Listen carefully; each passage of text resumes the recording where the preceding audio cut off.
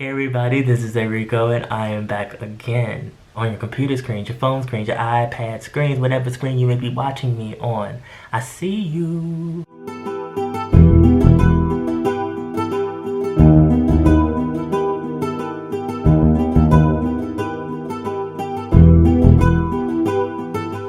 Anyway, hope you guys are doing fantastic because I am back with another topic pertaining to East Asian pop culture or current events.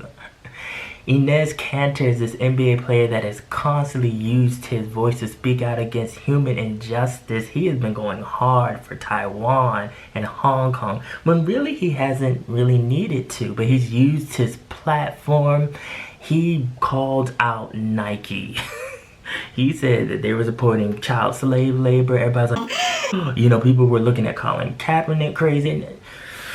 So, it's just him using shoes to put his opinion out there. Recently, he started wearing these pro-Taiwan shoes saying that Taiwan was a separate place from China and that whatever happens to the future of Hong Kong should be decided by the Taiwanese people.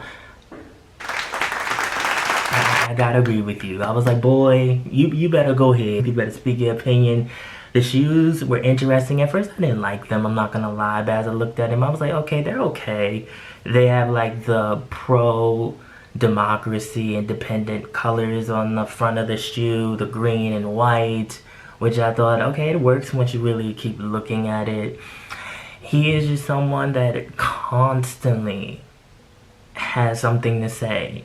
And it's not him caping. I know some people might be like, well, he's not even Asian. Like, why would he speak up? He's Swiss, but he's American born.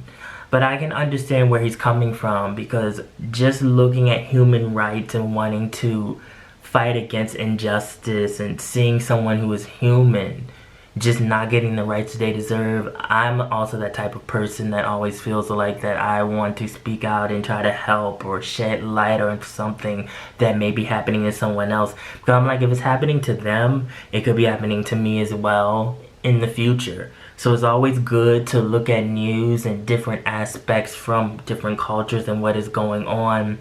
I would love to definitely have some Black Lives Matter shoes.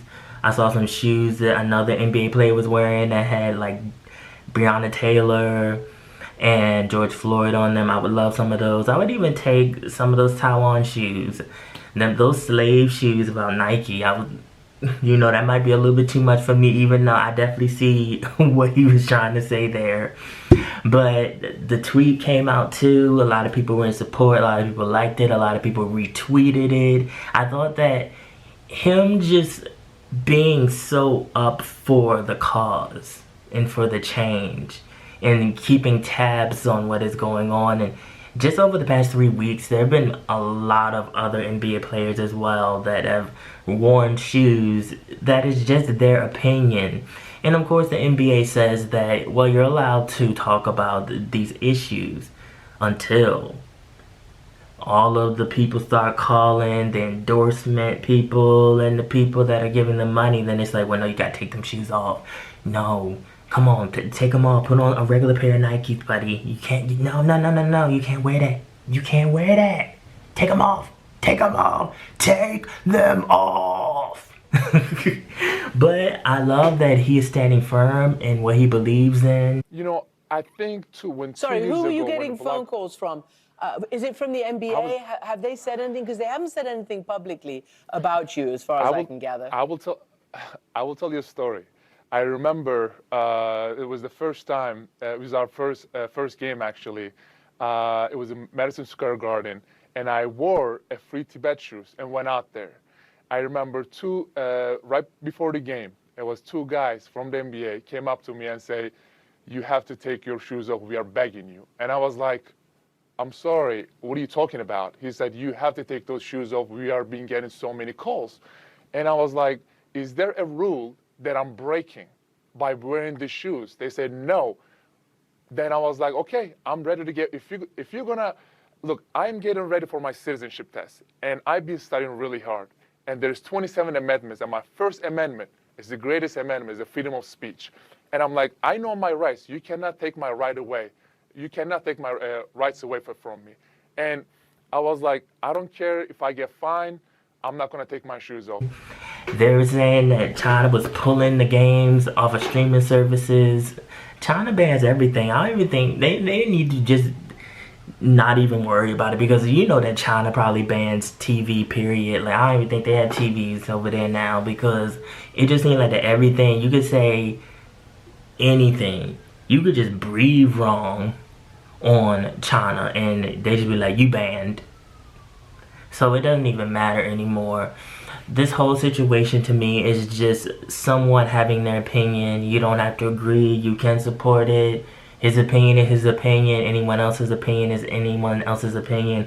Colin Kaepernick's opinion is his opinion. If you're a black person, you know what he said with his opinion, where he was coming from, because I understood. It definitely made a lot of sense, but it is what it is. People will continue to watch the NBA. People will continue to buy Nike. People will continue to support China if they want to. People will continue to tell Hong Kong that they must fall in line and do what they're supposed to do. But in the midst of all of that, there will always be people that will be there to support and say that, you know, we have your back, and whatever we can do to shed light on you all raising your voices, we will try to do that. Now, I will say, ending this video on this note, that I didn't really support Stop Asian Hate as much as like posting it on my social media, and that's because honestly, as a black person, I felt that there was a majority of the Asian community that didn't support Black Lives Matter. For the most part, not everyone, but the majority of that community did stay silent. So it was something that I noted and I watched, and I did feel, you know, bad for what was happening to the elders in that community, definitely. So when I was around and I saw one, I definitely was always keeping my eye out. I was like, okay, I hope nobody tries to do anything to them, because they're an old person. You wouldn't want someone to do that to your grandparents. So I definitely don't want to see that happen to someone else's grandparents. I definitely wish Inez the best of luck with the Boston Celtics, and I hope that he never lets anyone silence his voice and he continues to support whatever he believes in, because we need more people like him in the world. We need many people to learn to stand up and to not be so selfish and to think outside of the box, so that we can all stand together and fight against these different injustices in the world that constantly seem to take form and seem to rule over certain demographics and certain people's lives. So I think the world will slowly become a better place, because I still feel like we're living in a very dark, dusty, dirty, muddy time.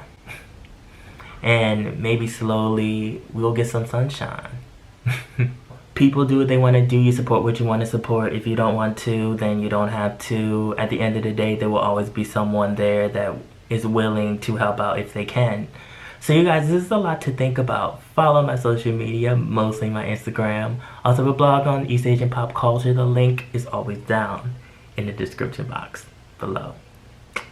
And remember, be real, stay real, live in the real, and I will always be back. Thanks for watching. I love you guys. See you in the next video. Be critical thinkers now.